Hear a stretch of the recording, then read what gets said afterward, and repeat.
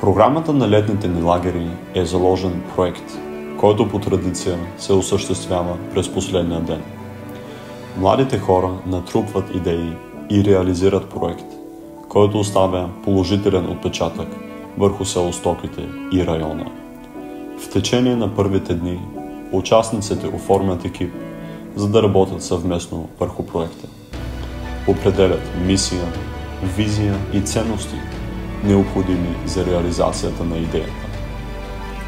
Петият и последен ден от лагера е посветен изцяло на осъществяването на проекта. Удивително е колко благородни идеи идват като поток от децата.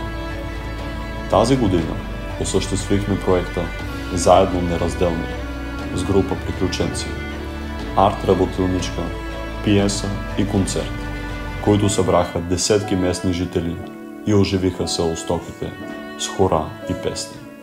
Част от изработените в арт-работилничката дървени изделия оставихме за село Стоките. Библиотечка с дарени книги, както и дарове за спомен от децата на България, за възрастните в дома за стари хора с отделение за лежащо болни. С екипа на приключенци с опит за пореден път зарадвахме възрастните с песни, настолни игри и танци в старческия дом. Почистихме пътя към Прахопухала и поставихме табели, водещи към него. Вдъхновихме се да продължим да облагородяваме този маршрут в бъдеще и да го популяризираме.